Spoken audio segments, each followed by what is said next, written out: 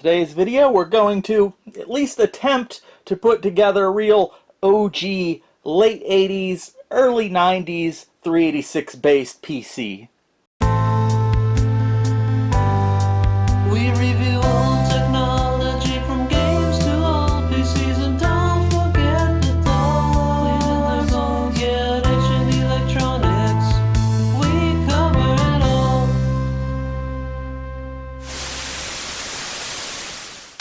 So this is the motherboard I'm using for this project. It's an earlier 386 class board. I don't know the exact motherboard name or a brand or anything. The only real clue we have here is this version 6.0. Not much else to tell me what this board is. Right off, there's a lot of clues to tell us it is an earlier 386 board, and one thing is, of course, the size. It's a rather large board. The earlier 386 boards tended to be bigger. They weren't as integrated as later ones. For instance, here's a later 386 board. It's much smaller. It's much more integrated. It actually has the same type of, well, this one actually has a SX CPU soldered onto the motherboard. But yeah, much smaller, and there's some other differences too we'll look at here. So it's a larger board. Some other hints to tell us that it's an earlier board is the memory. Instead of using, say, these SIM slots for memory like on this later board, of course this one uses the older style DIP memory here, and if you want to get fancy, it also supports zip memory. And this is something that generally went out of style around the later 386 era. You really stopped seeing this, and even these, except for maybe cache. It all became SIMs and DIMMs sockets and things like that for memory. The other thing is, well, there's a lot of chips on here. As we said, it's a larger motherboard, and this one specifically has a lot of, well, chips. So, yeah, this whole chip set, there's a lot of larger chips. 1, 2, 3, 4, 5, 6, 7, 8 larger chips here, and they're all from chips. So there is that, and then another thing we have to look at is there's this socket here for an FPU, but there's actually two sockets for an FPU.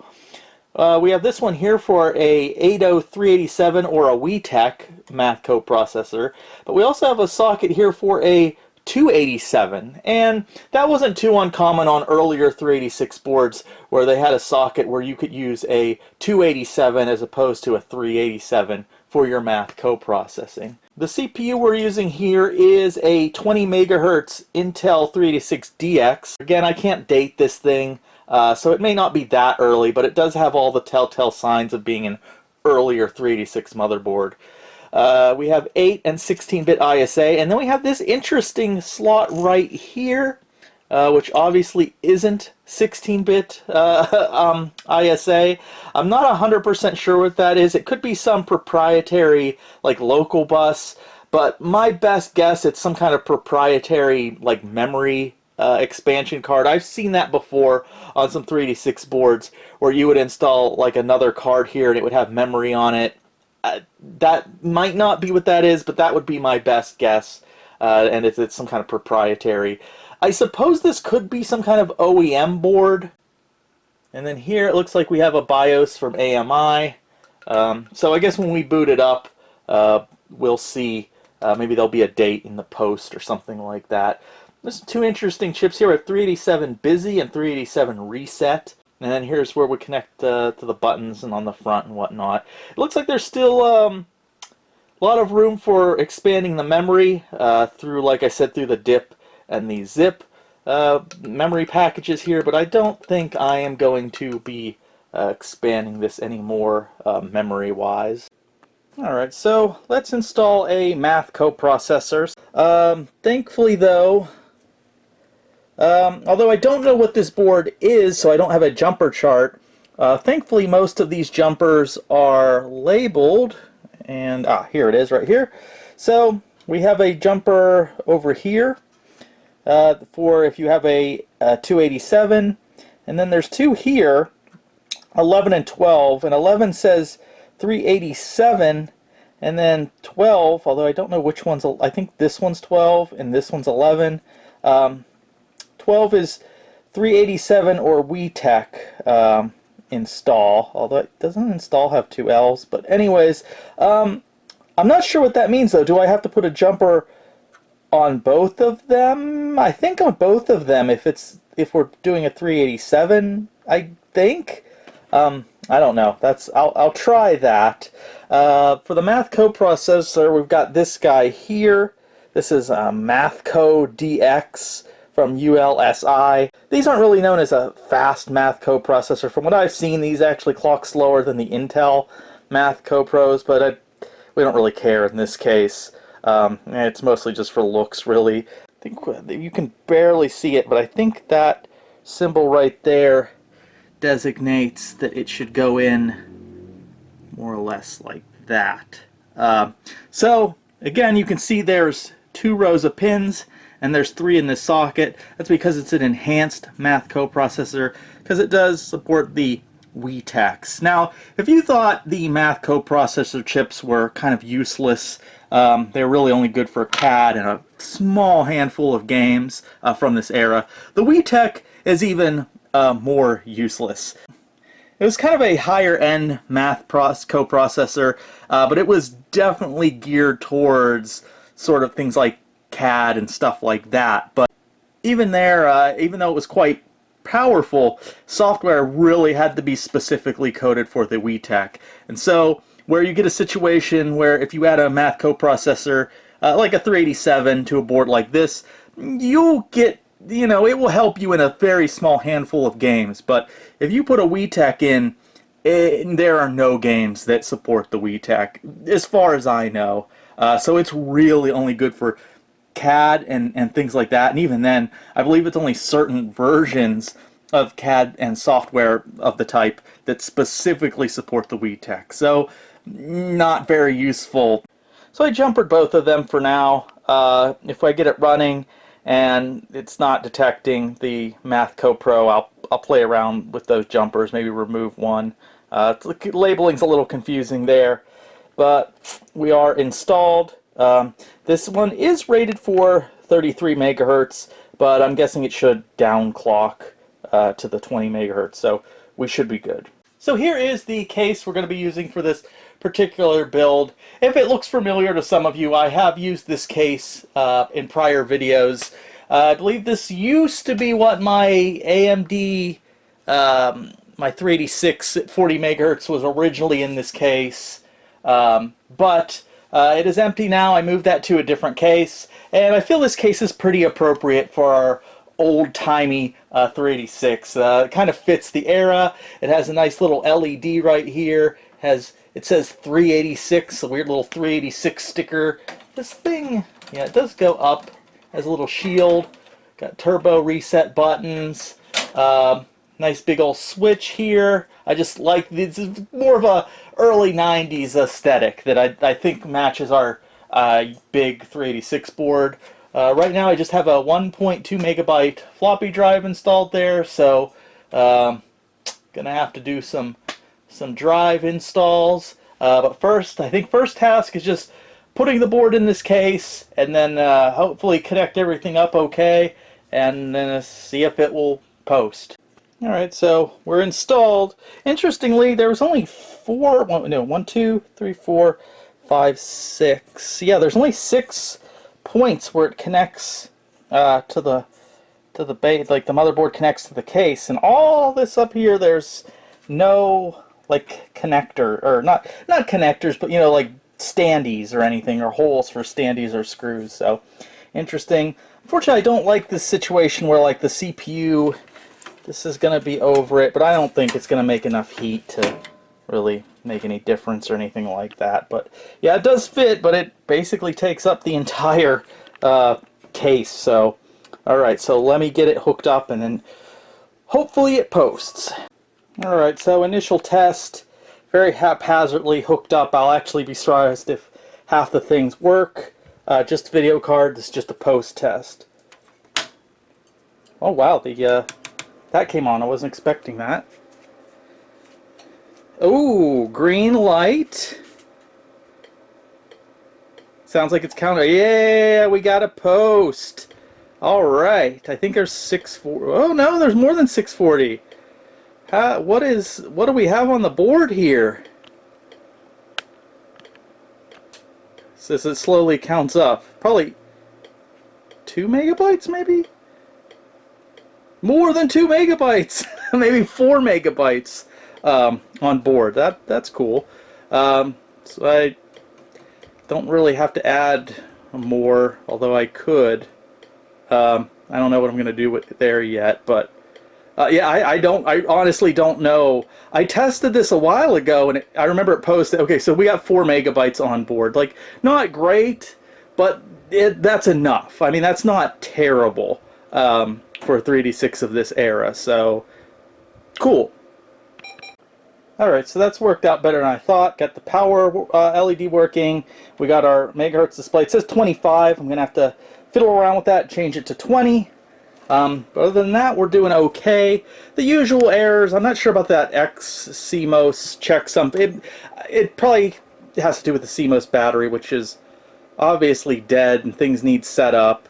I don't have a keyboard hooked up, and of course there's no drive A, I believe. So hopefully all these errors are going to get sorted out. We should be good to set things up and start adding cards. This is just a Trident card that's a placeholder. I don't know if... No, I think I've got a different card in mind for this machine. So, yeah, that's just a placeholder.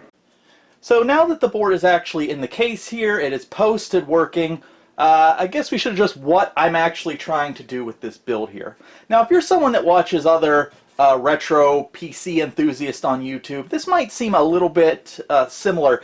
And yes, this build is kind of inspired by a video that High Treason, another vintage computer YouTuber, did a while ago, maybe a few years now. It was called, I think, My Big 80s 386. It's kind of loosely inspired by that video, or at least it's very similar. I did pick up this board independently. I don't even remember where I got the board. But I believe it was after I watched his video and I was like, I'd like to make a build sort of similar to his. And speaking of High Treason, he always did kind of post his videos infrequently, but I think it's been over a year since he's posted a video. And he also semi-frequently used to comment on my videos, and he hasn't for a while, so I hope he's okay. If anyone knows maybe what's up with him, maybe he's just busy. Maybe he just got tired of making YouTube videos. Anyways, back to this build. So I don't really have a specific, nothing super specific. Kind of like I'm going to go with kind of a broad early 90s build. I don't really want to go past like say 91. So yeah, something like an early 90s with some, of course we're going to play some games on it. So it is going to be game capable, but that's not the focus. I'm not really going for a high-end or low-end or anything like that. I'm just going to throw in what parts I kind of have, and then we'll see. It'll probably be a mix of low-end, high-end, average parts, things like that. So we'll see when it's all said and done. My main goal is really just to have this thing running stable. That's the main goal of this build, so nothing super specific. So all of that said, memory. So we have 4 megabytes of memory from the post screen, and I'm probably going to leave it like that. There's empty sockets here. I could probably upgrade this thing to at least 8 or more megabytes of memory. I don't think I'm going to bother. I think 4 megabytes is probably about the average for a 1991-ish workstation. It might even be a little above average. And maybe not for a workstation, but maybe for a 386, that's kind of like an average amount of RAM. Or again, slightly above average.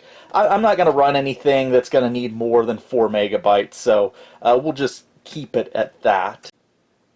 So as far as sound cards go, this isn't going to be a surprise to anyone here. I'm going with the Sound Blaster Pro 2. These are usually my go-to sound cards for 386 class systems. Of course, great Sound Blaster compatibility. The Pro is just a really good card. It's not very noisy. Of course, it's got real Yamaha OPL FM sound. Very compatible with games from the time period. It's kind of like the de facto sound card from the early 90s. That said, something maybe even more appropriate might have been, if we're not going with PC speaker, maybe we could have went with something like an ad-lib card or an earlier Sound Blaster. But all of my ad-lib cards and early Sound Blasters are already in other builds, and I don't feel like pulling anything. And I do have a small stockpile of these Sound Blaster Pro 2s, so this is what we'll be going with. This card has a date of 1991. I believe that was the earliest release date with the Sound Blaster Pro 2. So it fits our criteria of early 90s. So we will be going with the Sound Blaster Pro 2. But keep in mind, this build probably would have been even fine with just PC speaker, or like a regular ad-lib card if you had one, or a Game Blaster or something like that. May have been a little more appropriate. So for the video, I'm going with something a little bit different, and this is the Sanglabs ET3000, not to be confused with their later ET4000, which is known as one of the fastest ISA and VLB video cards. The ET3000 is known as kind of a dog. It's an early VGA card, and it's known to be pretty slow. Usually you actually find these in 286 machines. I think I actually pulled this from a 286, but I think it feels just as much at home in an early 386. Remember, I am not caring about speed so much, or even gaming. I just kind of want this machine to work and be a little different and interesting. And I kind of want it to be slower, so I'm really not concerned with the speed of this card, which is not great. Now, I could go, with the time frame I'm giving myself, like late 80s, early 90s, I could actually go with the ET4000. I believe that video chip came out in 89, maybe? Or 90, so I could put in a pretty fast ISA card if I want, but I'm not going to do that. I'm going to go with the ET3000, at least for now. This card is a little bit like wonky. The image it outputs is a little bit weird, so if I have issues with this, I'll swap it out with something else. But for right now, this is the card we're going to go with. I think it fits with an early 386 where we don't care about speed or anything like that. I believe this is one from Soda, their VGA 16, and it's a very long card. 1987, I believe. So this matches our 386, a big old style motherboard, and this is a big long video card. I think it's about as long as those early like AW64 cards. Pretty long, 16-bit ISA, has the older style VESA feature connector up there. I forget the amount of memory, 256 maybe? I don't know, we'll have to see.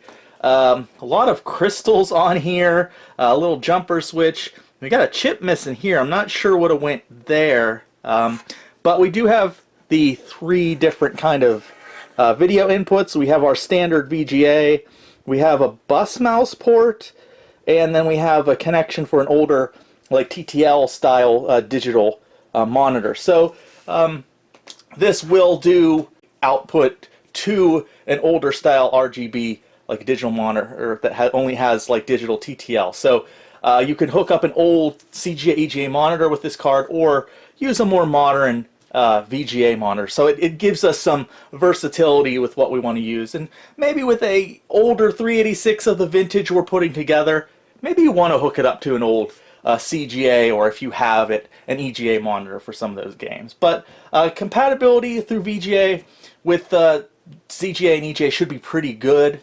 Overall compatibility should be decent. It's just kind of a slow card. And I've used this card before, and I can attest it is pretty slow, but I don't really care with this build. So we're going to go with this guy, unless it gives me some issues. Then we might swap it out with something else. I don't have any other of these ET3000 cards, so if this doesn't work, I'm going to have to find something completely different. Alright, so let's do another post check here, mostly just to check our video card. So we have our sound card in, that really won't matter for this, but we've got the video card, so let's see what comes up here. Alright, now this thing has worked last time. I tried that card, so okay. Green light, that's good. I hear it, okay, so there we go. Soda 16, VGA 16, Advanced Super VGA, there's the BIOS number.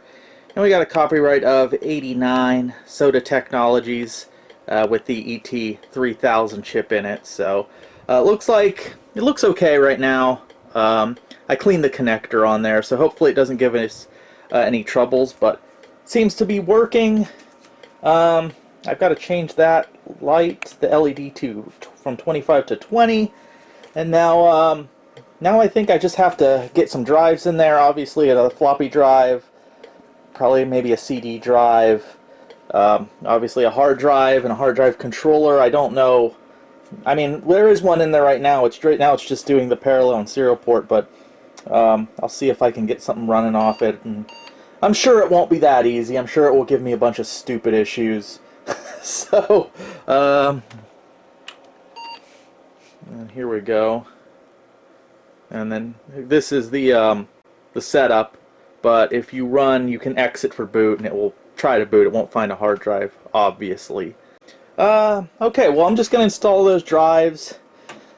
I'm hoping it will be just as easy as installing the drives and everything kind of works, but I don't know. I get the feeling it's not going to be that easy. But so far, it's been very promising. Everything seems to be...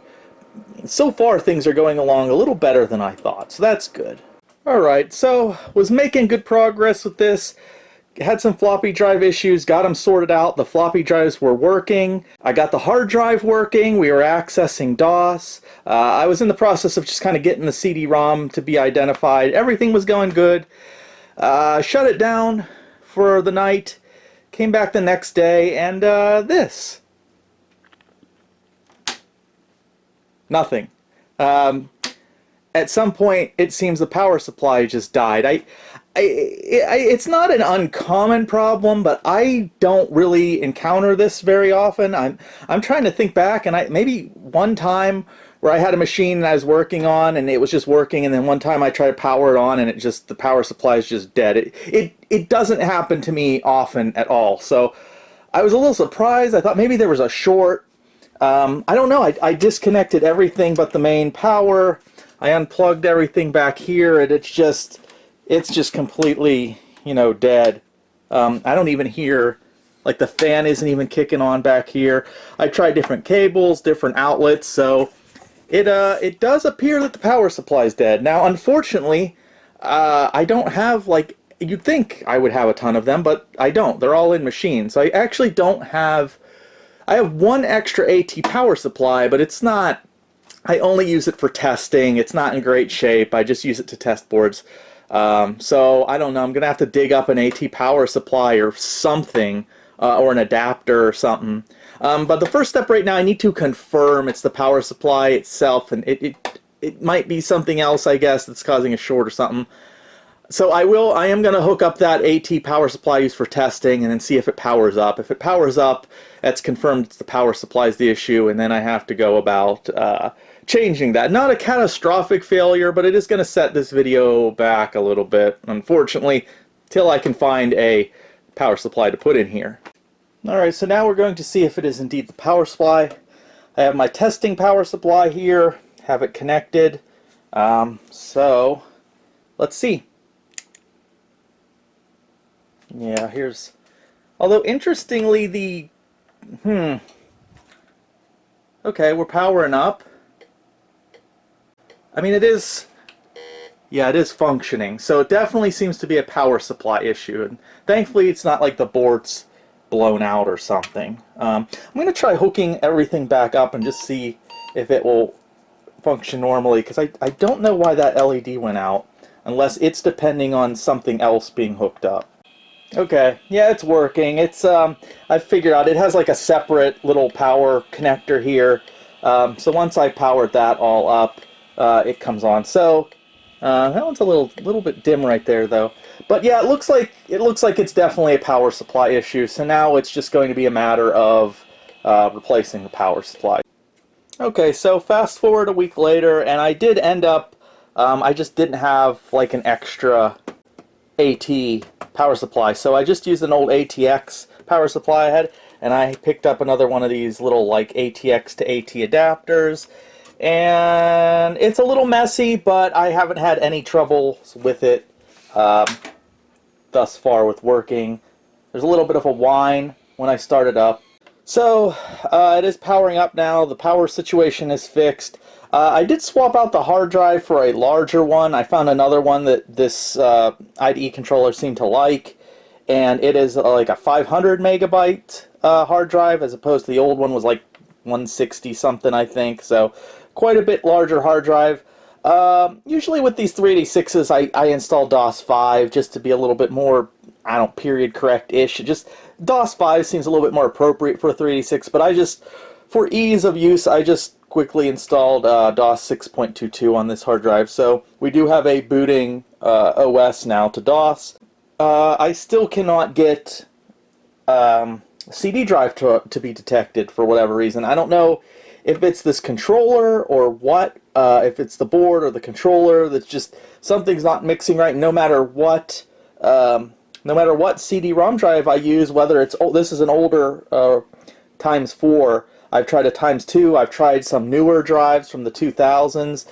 Nothing is detected. I use the drivers, the Oak CD-ROM drivers that I've always had excellent success with in the past. They seem to 90% of the time work, and I'm just not detecting any CD drive I try to install. I've double-checked like cables and slave master settings and stuff like that. It's just not detecting a CD-ROM drive. So I don't know how much effort I'm going to put into this. Technically, I can run this machine just on the floppies. I don't really need a CD-ROM drive, but it would be extremely helpful. So I don't know if I'm going to play around, maybe swap out like some more IDE controllers till maybe it's the controller. I don't know. This is becoming a little bit of a headache for me, but keep plugging at it.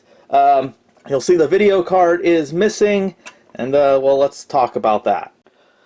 So let's address the video issue. So as we've seen, this is giving me issues, and I kind of knew it was because it's done this to me in the past, and it seems like when I installed the hard drive, it started getting this fuzziness. So it feels like it's some kind of like interference or something from like the extra power load is creating some kind of interference and issue with this card where it gets all fuzzy. Maybe if certain things are attached like a hard drive. And I couldn't fix the problem. I moved the card around to different slots. I tried to isolate it, move it far away from any other cards, and nothing seemed to work. Obviously, switching power supplies didn't fix the issue. And I've put this in different machines, and it has the same issue. So it's not the motherboard itself. It's just there's some kind of issue with this card that it gets all like fuzzy if there's just too much going on the motherboard. So unfortunately, I'm not able to use this. I know this is a pretty slow card anyways. Speed's not the priority for this build, but I do like it how it has like a connector for an older style like digital RGB monitor. So we're going to replace this guy with one of its contemporaries. So this is the card that we'll be replacing, the ET3000. It's a contemporary card from roughly the same time period. This is from Paradise, and it uses if I can focus, it's the PVGA-1A chip. This was used in several Paradise cards.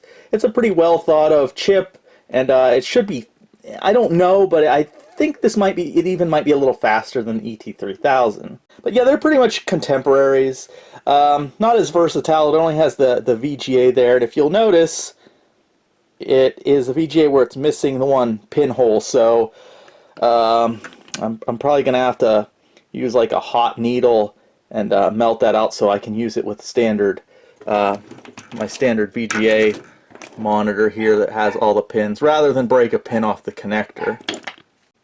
Now this card here came in 3 flavors. I believe it's like the VGA Basic, the VGA Pro, and the VGA Professional. I think this is the VGA Professional because I think it has 512K of video RAM. The Pro and the Basic only had 256.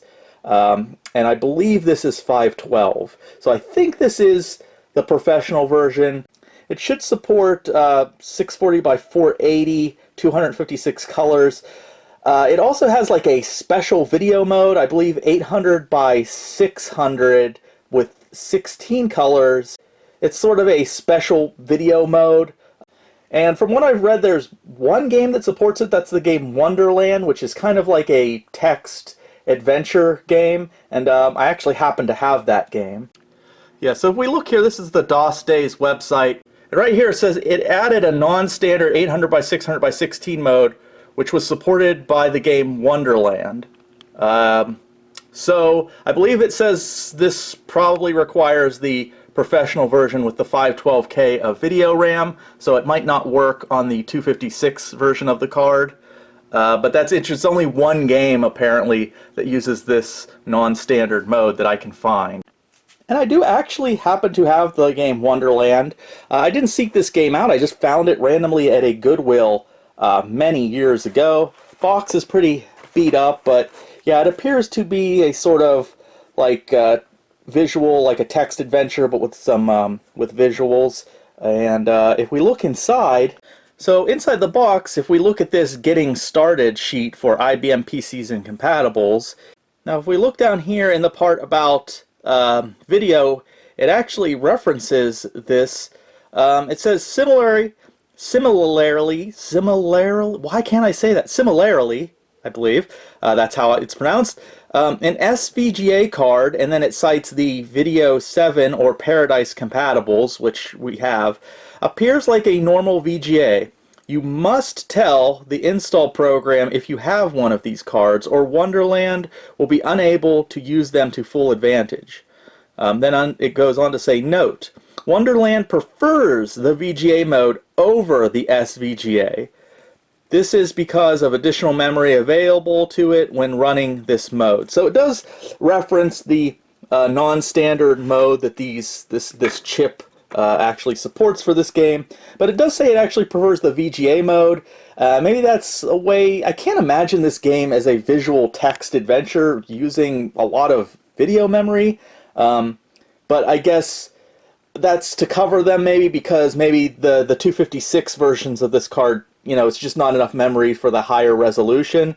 So maybe that's just kind of a way to cover them, since maybe most people had the lower 256 version as opposed to the 512 version of memory, which should be able to support the higher resolution mode. So maybe that's what that's about. So that's interesting. If I get this game up and running, Wonderland will be sure to be one of the games I test on it. Considering if the floppy disks are good, I've never actually tried installing this game. Okay, so I guess it was the CD-ROM drives I was trying. I guess it likes this one. I tried some fairly period-accurate CD drives, and it didn't like any of those, but then I tried this 40-speed one here from Light On. Not sure what it's from 2002. Apparently it likes this one, so okay, I guess we're going to go with a CD-ROM drive from 2002. Alright, so I think this machine is actually ready to rock and roll and do some benchmarking and play a few games. We've looked at many 386s on this channel, so we don't have to do the full shebang here with gameplay footage. But I'm going to play a couple games on here. I might play just like less games, but I might play them longer. If that makes any sense, just to check the stability of this machine. But so far it seems pretty good. The only thing I'm missing is a CMOS battery. The barrel battery's been removed, no damage that I could see. I could install like an external battery, I just don't have any on hand. I don't have a lot of those. So the thing is, every time I post, I have to go into the setup and like select, you know, set the hard drive, set the floppy drives, and then I can boot into the OS, and it seems to run just fine. So that's really the only thing we're missing. That and, you know, one of the little, I'll probably find one to put there. But other than that, we're ready to go. How do we do with my goal? I wanted to make this a kind of a big, slow, late 80s 386. A little bit in contrast to my other machines that had like a defined purpose, and in their class, I kind of wanted to put the best stuff I had in them. This one I didn't care so much. I really wanted to do like late 80s, but you know, with some of these parts I kind of extended to like early 90s, so I was kind of looking at like 91-ish as a cutoff point. Doing period correct stuff, it's whenever I'm doing anything period correct now, I always think of a quote. Phil from Phil's Computer Blad commented on one of my videos once, and he said, period correct sounds exhausting. And It is. It can be exhausting to just try to put together a period correct machine, but sometimes giving yourself limitations actually pushes you to do better in what you're creating. And I find it fun a lot of times to put together period correct builds. I just, even down to like certain years, I find it fun to sort of limit myself sometimes to like a certain year. But that's not for everybody. I was a little bit loose. Your definition, what you consider period correct, actually can vary. How strict you want to be. I was very loosely period, early 90s, late 80s on this guy. So how do we do? Obviously, the motherboard is late 80s. The Paradise video card is late 80s. The Sound Blaster Pro 2.0, I believe, is early 90s, 91-ish. No idea with this IDE controller, but it doesn't matter. It's not anything different that you would have found in like the early 90s. Obviously the CPU, the FPU, FPU is early 90, like 91, I think. So pretty good. The hard drive, I think, is a little bit outside of our spec. I think this is from like 94 or 95. It's a hard drive, no big deal. Could have used a compact flash card. This hard drive should just be happy that it's getting some use out of itself still. CD-ROM drive, way out of our period correctness. I'm not going to sweat it. It's not, other than its speed, it's not really, doesn't doing anything really different than a drive would have done in 91 or whatever. I tried to put in an early drive. I tried to put in a 2x and a 4x, but the drivers or this controller just weren't having it. No big deal. That doesn't really bother me. Floppy drives, who knows, doesn't really matter. If you see here, I found one of those fake face plates. I think it looks decent. And then, of course, obviously our power supply. We had an original power supply, AT power supply. It kicked the bucket. I don't have any extra AT power supplies sitting around, so I just used this ATX power supply from probably the early 2000s with an adapter. A little messy, but it works. So overall, I'm happy with this. I think the heart and soul of this machine, the board, the CPU, video card, sound card, it's all in the area I wanted. It is all late 80s, early 90s. So heart and soul of this machine, I think, is period correct. Case is pretty period correct in my opinion. What are we, like 80, 85% period correct here? That's good enough. All right, so I'm gonna hook it all up and let's look at some games and some benchmarks. So before we look at some benchmarks, I just want to look at the setup here real quick. So if you select the first setup option, it's pretty standard BIOS setup option. You set up your hard disk, there's pre-selected, or you can input your own. It has your memory size, and you can select your floppy drives and just things like that. So the first selection is pretty standard.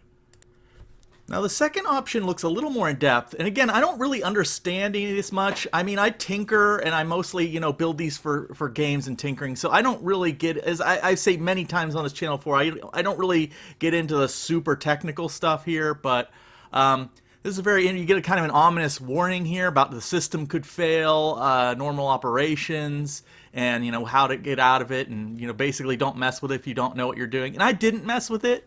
But this is just an interesting little second option if you want to really, I guess, tweak things a little more. I didn't. I guess I could mess around with it some, but it looks like you can set wait states here. That's not too crazy. Of course, other BIOSes do it, but for a motherboard this old, it's a little interesting. You can set the processor clock, and I think you can change that a little bit. DMA clock. Right now it's going by the oscillator, which I think is how most, if not all, 386s work. It's the oscillator crystal here, but yeah, it's just an interesting little setup here. I didn't really want to mess with this too much, and I didn't want to destroy or screw up the computer in the middle of me making a video.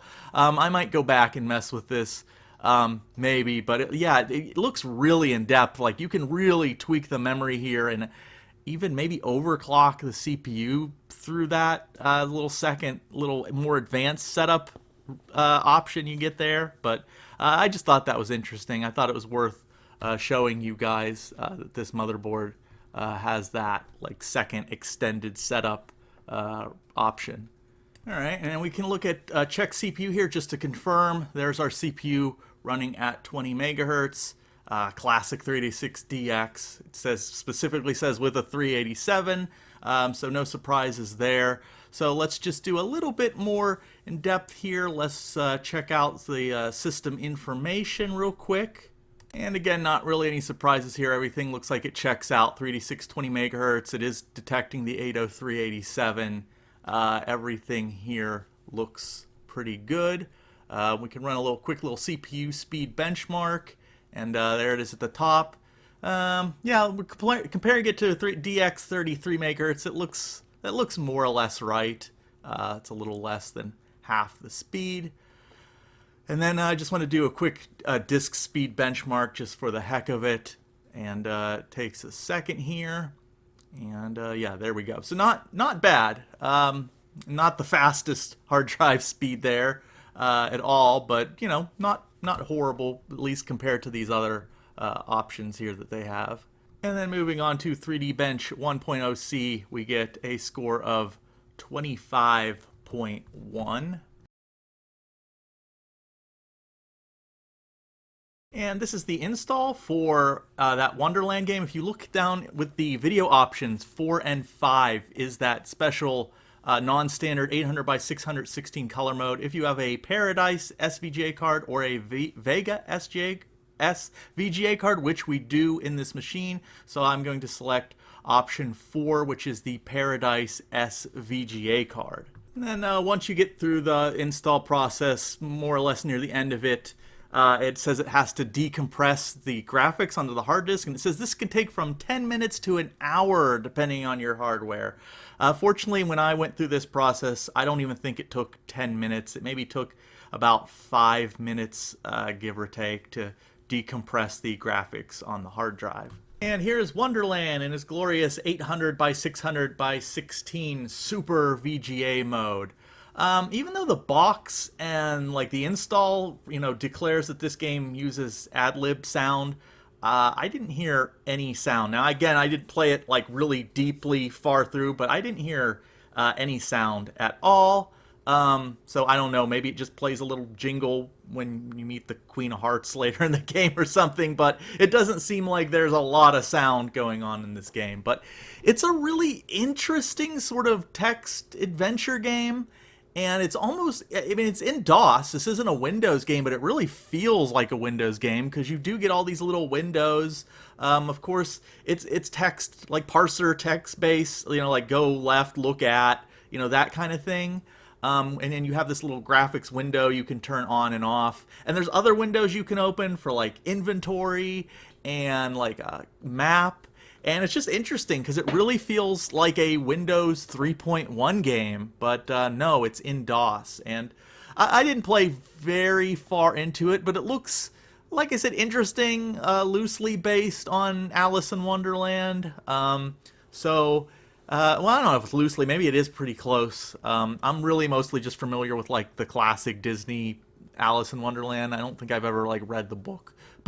Maybe it's closer to the book, but yeah, interesting game. There's some interesting, like, when you want to move, I think, like, if you say move east or move west, it doesn't understand you. You have to say, like, go west or go east.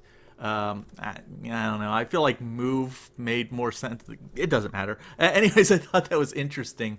But yeah, I guess the first thing you do if you look around, you see to the east, there's a quote unquote pear orchard. And in whimsical, Alice in Wonderland fashion, they morph into lanterns and the screen tints green for whatever reason. And then, you can do whatever. Later on, if you don't actually pick one of the lanterns, you will like hit your head when you try to go down the rabbit hole. Oh, spoiler alert. So yeah, this is one of the first little puzzles or things you're supposed to do is grab one of these lanterns, and then you can look around a little bit, and you eventually go and find the rabbit hole. And You go down there and then you get into like the whimsical Alice in Wonderland stuff. But I didn't really get any further than that. But yeah, it looks like an interesting game. And you can go into like the accessories and you can set the size for the graphics. You can make them small or larger, and then of course you can move around the windows. So it looks like an interesting graphical text adventure game. I'm definitely gonna have to go back at one point and like really try this game out and see how far I can get. But despite the warnings of the game not liking SVGA mode, it seemed to run just fine. I mean, I guess maybe some of the like drawing the graphic scenes, some of the bigger ones took a few seconds. I don't know if that's slow, or I don't know if I threw in like a faster VGA card, or I just set it to VGA. Maybe it would draw them a second or two faster. I don't know. I didn't feel like it really messed up the experience at all. It seemed to play just fine in this mode.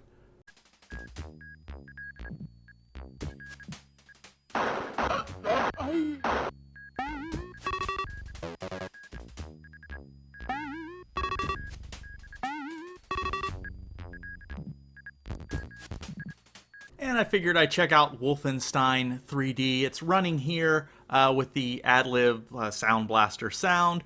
Sounds just fine, no surprises. Now, the official specs for this game, this machine meets all of them except for recommended CPU speed. The box I have for the game does recommend a 33 megahertz DX 386, so we're under spec there with our 20 megahertz DX, but it's still perfectly playable in my opinion. You're looking at it here in the full screen with the screen taking up the whole, well, screen. And although it's not the smoothest experience I've ever had with this game, it's certainly completely playable. Sounds fine, as like I said, I knew it would with the Sound Blaster Pro 2.0, but yeah, I wouldn't even, like I said, it's just not silky smooth at the full screen, but I think it's a perfectly playable experience. It's not altogether, unpleasant or anything like that. Now, this game, I did experience my one lockup. This computer was actually, after I got it all set up, this thing was rock solid. I only had one issue, and it was during Wolf 3D. It just locked up at one point. I wasn't able to repeat this issue. I played it for a good bit of time after, and it didn't happen again, so we'll have to chalk it up just to some kind of fluke, I suppose.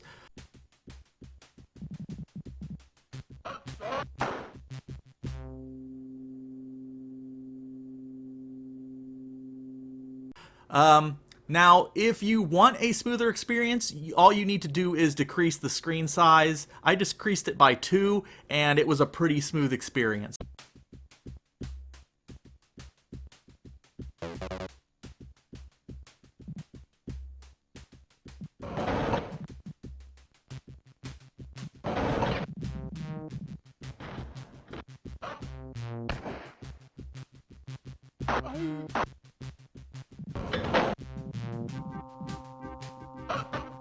Oh.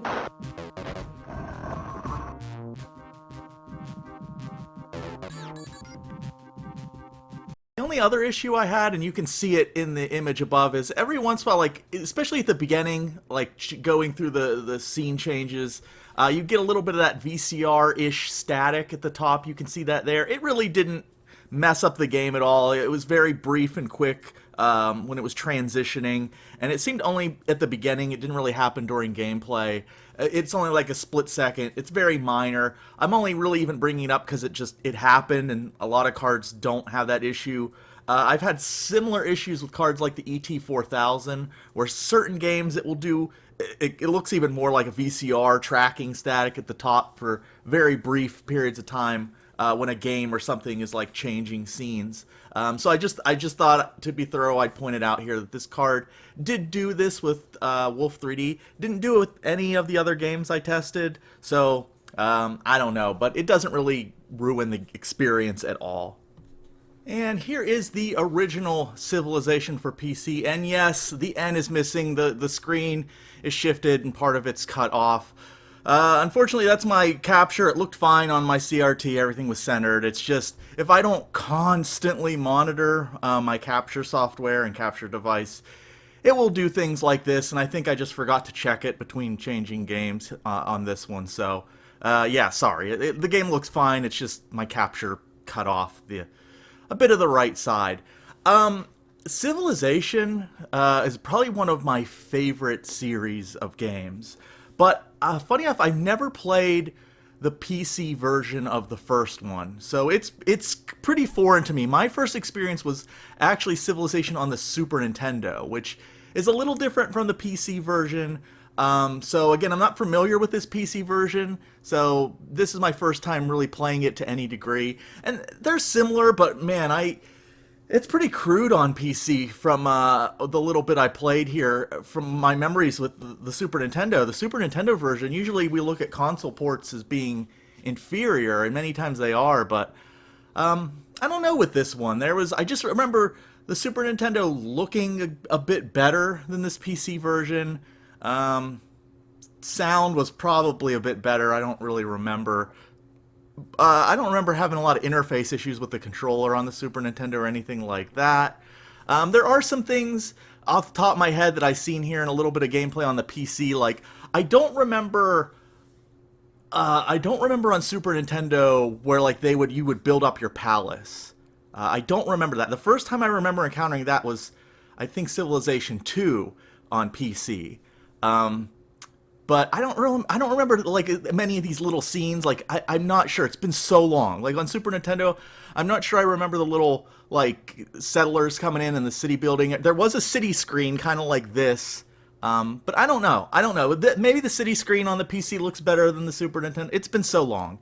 But that was my first experience with Civilization. So, and then just in general, like I still play Civ 5. Civilization 2 is probably my favorite in the series, but like going back to this original Civilization, it's kind of rough. I mean, I know at the time it came out, I would have loved this. This would have been great, but man, after playing even the second Civilization and then coming back and looking at the first one, it's rough. At least graphically, this is a bit of a rough game here. And you've seen that message here as I'm playing. The Babylonians are just crushing everyone across the ocean, and I'm like fearing them coming for me. I think they killed the Egyptians, and then I think they crushed the Romans like in a couple turns, and then I think maybe the Germans. It's just like they're completely conquering Europe and the Middle East in this gameplay, and I'm just scrambling to set up a defense before they cross the Atlantic or even the Pacific. But anyways, yeah, that's basically Civ 1. I'd like to go back and give this a real thorough playthrough before I really say how I feel about it. But yeah, I have very fond memories of playing the first Civilization on Super Nintendo.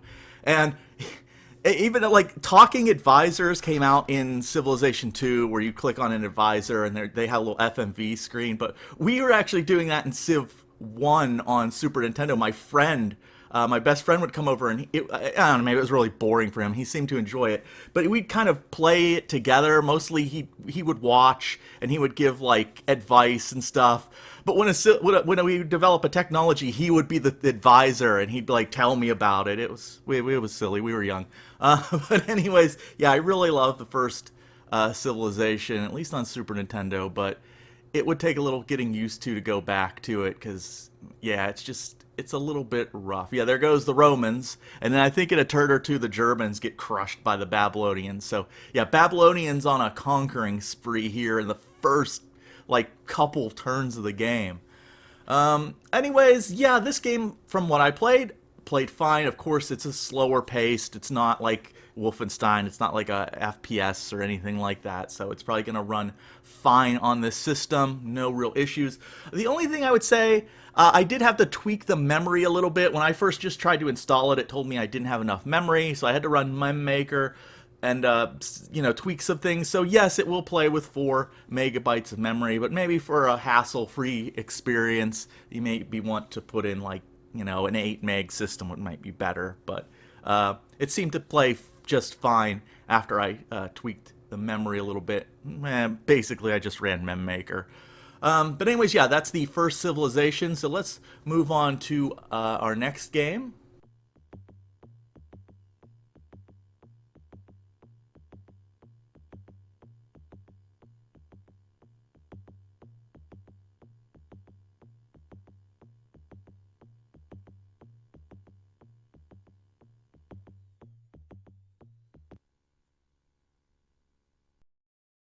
And here is, of course, the famous SimCity, another one of my all-time favorite games. Also a game I first experienced on Super Nintendo. And I have to say, though the original PC version has its charms, in my opinion, the Super Nintendo version is just superior. It just looks better. I think there's different, like, more buildings. The music is better. I mean, this version I'm playing here doesn't have music really. It has some PC speaker sounds, but this early version I'm playing here doesn't support ad-lib or Sound Blast or anything. But yeah, the rewards, even though they're kind of like a little corny, being like Nintendo based, like they're good at, like, you get a Mario statue, I think I remember, but like that I think that's the superior version, at least to this early PC port of SimCity. Now, of course, there are later versions of SimCity that had sound, and there's even like a remake of the first game that like overhauls the graphics, and there's a Windows version and all kind of different things here. So yes, you can get improved versions of the first one on there, but I think in general, like, I think the Super Nintendo version might have been better. That's the one I grew up playing, and I put so much time into that. But this version does have its charm. But anyways, on this setup, didn't really have any problems. Seemed to run just fine. Now, of course, my little city here that I'm playing around with is really small. You know, it might run a little bit slower if you have like a full-blown metropolis taking up the whole screen. But remember, this game does play on an 8088. I've never played it on an 8088 machine, so I don't know how fantastic it runs, but I would assume it would run fine here. Now, yes, I did get the idea of there are scenarios in this game. Then you start out with like Detroit, and you have to fix crime, and it's a big city. And I was going to load up one of those scenarios to see how the system handled the full city. But when I did that, it got like a weird error. It was asking me to, it just said it wasn't there. The scenarios weren't there, and I had to insert one of the discs, and it wanted me to do something. And it was late at night, and I was annoyed and frustrated and tired, and I didn't do it. So sorry. Sorry with that. I wasn't super thorough with SimCity, but I'm pretty sure it would run just fine on this system, even the scenarios or when you get a bigger city. But please correct me in the comments if I'm wrong about that. But yeah, I think that's all we're going to look at here. Not the widest plethora of games that we've looked at on this channel for a system, but you know, I figure we've looked at similar systems before, so we kind of get the gist of how this system performs here. I was going to run Wing Commander as well, because I think 20 or 25 megahertz DX 386 is supposed to be an ideal CPU speed for the game, at least the first part of it, but I didn't do that. I suspect, if my memory serves me correct, 4 megs of memory might have been slightly, like, not enough to play the game, but I don't remember. Anyways, I was a little tired when I was doing these like game tests here on the system. But anyways, let me know what you think about these games on this system, and let's go on to my final thoughts. So that was a look at this older sort of style 386 build. Now, I kind of want to just run this thing. I just kind of want to run it until it dies, just to see how much longer it lasts. Now, I only had one lockup, so this thing has been rock solid stable for me. So, you know, I do suspect, despite its age, it's going to still last quite a while. But I don't know. It's just a machine that I feel like I want to just run it, and it's just the fun is seeing how long it will last. Although there are some newer parts in there. I can't really justify the space this would take up in a setup right now for here. Basically, all of my 386 needs are already taken care of with my 33 megahertz DX and then my 25 megahertz SX 386. So I don't really need another kind of 386 in the setup. So unfortunately, I don't think this is... I mean, I might reuse the case. I don't know if I'm going to keep it all together. I'm not sure what I'm going to do with it at this point. But I did enjoy it as a build. It was kind of a fun build to put together and just kind of see how it did. And again, it was more of the challenge of just putting together like an older style, like I said, late 80s, early 90s 386. Just basically using some cards and parts that maybe I wouldn't use otherwise. Oh, I guess he doesn't want to look at the camera. So yeah, it was a fun build to put together, but I don't know. I don't really have a need for it in my setup right now. But it did make a fun video, I think. I think there's a lot of fun that can still be had with this machine. I would just say when you start getting into FPS games, yeah, like Wolf 3D worked okay on this machine with compromises, but I really wouldn't play probably much further than that, like FPS wise. But if you liked older like strategy games and stuff like that, like turn-based strategy, like this thing should handle like SimCity and Civ. It did just fine. So you could play some nice classic early '90s turn-based strategy on this machine just fine, and many other games too. There are certainly things you could do to, if you had this, to upgrade it. There's things I could do to upgrade it more that would be pretty easy to do. You could add more RAM. The sound card, I think, is really good. It matches the CPU and the motherboard in the era, but if you want to throw in a Sound Blaster 16 or A32 or some other higher-end, later ISA sound card, you could do that to kind of upgrade a little bit. And, of course, the video card. I actually liked that Paradise video card, but if you wanted to try to like squeeze out a few more FPSs, you could put in like an ET4000 or something like that to get more speed out of this machine. So you could still do some upgrades with it. But overall, it was an enjoyable build. I think it was a fun video. So thank you for watching. If you have any comments or anything you'd like to say about this specific build, let us know in the comments. And thank you for watching, and have a good one.